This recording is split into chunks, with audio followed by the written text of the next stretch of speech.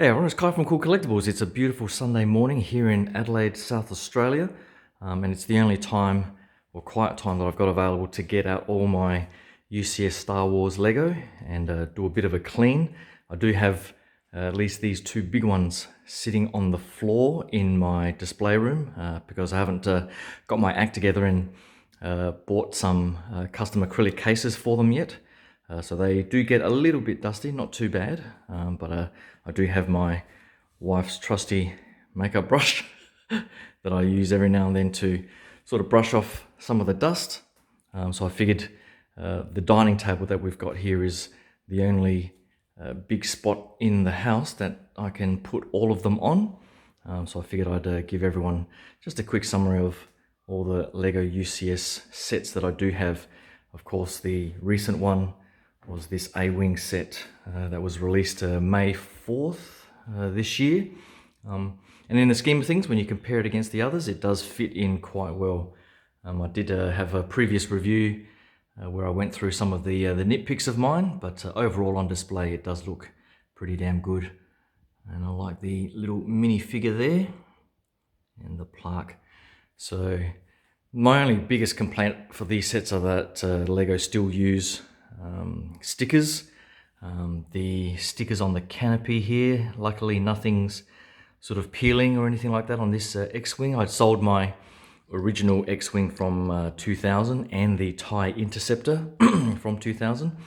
I was hoping that they would make a new TIE Interceptor to go with the A-Wing, and I was hoping they were going to release that last year actually, but they didn't, so hopefully they have that planned. But for this year's 40th anniversary for Empire Strikes Back, I was actually expecting them to make the AT-AT, but they announced another set instead, the gunship I think from the prequels, which is a little annoying, but I guess I can keep on waiting for some of these newer sets. Those two old sets for the X-Wing and the TIE Interceptor were pretty good, but there are collectors out there still, I guess, being a completist on all the series, and so luckily enough I was able to sell those and use that budget to get some of these newer sets. This snow speeder, none of the stickers are peeling or anything like that. I really did hate putting the stickers all along the canopy on this one, but again it does look pretty good. Love that engine detail and so on that they put on this one. The Star Destroyer, another massive set that I guess if you're a Star Wars fan, this is probably one of the most iconic set pieces.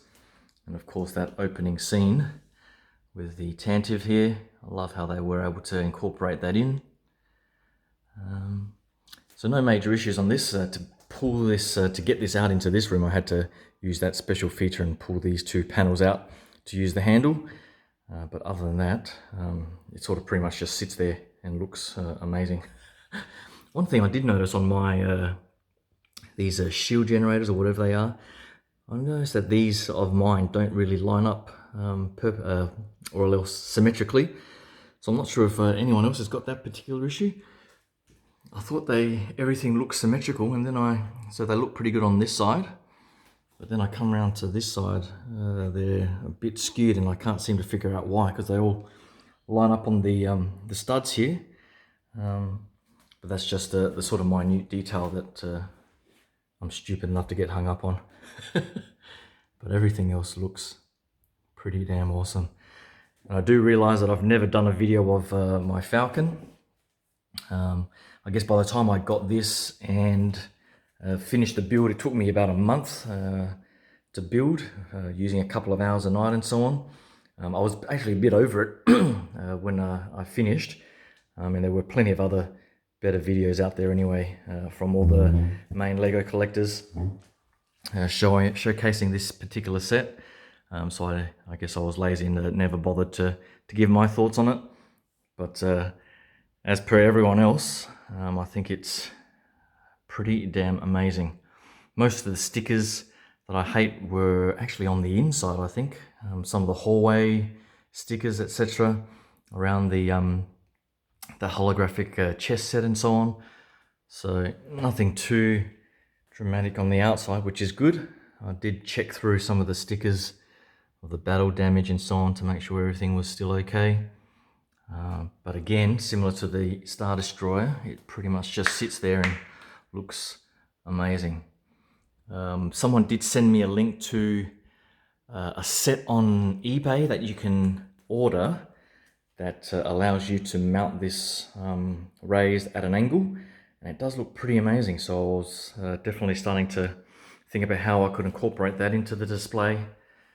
But for now, at least if I get a tabletop or a glass tabletop, coffee table or a acrylic case, it'll probably be just sitting flat like that. Unfortunately, the IKEA one is just about a centimeter or two too small, because I thought, I was hoping that that was going to be the perfect fit for this Falcon set. The TIE Fighter, I'm not sure, I can't remember when this was released, a few years ago now, and it really was a great set. I love the rotation feature that they've built into the stand there. So I'm really looking forward to a new TIE Interceptor, and hopefully they can release that soon. I love the center design there and the cockpit there, and I'm not sure if that's a exclusive minifigure or not, but it does look pretty good. And of course I did take a photo of this with the Boba Fett helmet and my 1/6 scale Hot Toys figure. They do make for a nice display if you've got all of them, all this Boba stuff displayed together. So this Slave 1 set is still a really nice set. I noticed that the wings here are a little bit droopy. I'm not sure, I'll probably have to go back to some old photos to see if that's developed over time or if it's just the way it is. And hopefully it's just the way it is. But other than that, it's still a pretty damn awesome set. And I guess for my TIE Fighter here, I do have the TIE Fighter helmet from Lego coming soon. I finally managed to get an order in at Target here with $20 off. And then I'll have my Sideshow TIE Fighter pilot displayed next to it as well. So stay tuned on the Facebook page for that photo coming soon. But that's pretty much it for the UCS sets in my collection. I probably haven't gone through the Y-Wing here. I love the greebling on the rear here, and I'm glad that these haven't started to droop either. So I guess the only other major set that from a spacecraft perspective that I'd love to get is a new B-Wing. The old one had some reported issues with it. It still looks pretty good, but I'll probably wait for a new version to round out some of the key Rebel spacecraft. But that's pretty much it. Hopefully you like my look at the UCS sets that I have in my collection. I'm definitely running out of room, but hopefully I can get some cases made in the next year or so and make some room for any new sets that they might have coming up. I might have to start expanding my display room to other parts of the house, which I'll have to negotiate with the boss over here. So we'll see what happens. But until then, hopefully you like that quick look at my collection, and can stay tuned for all the upcoming stuff that I have over the next month or so. So thanks again, and I'll talk to you guys soon. Cheers.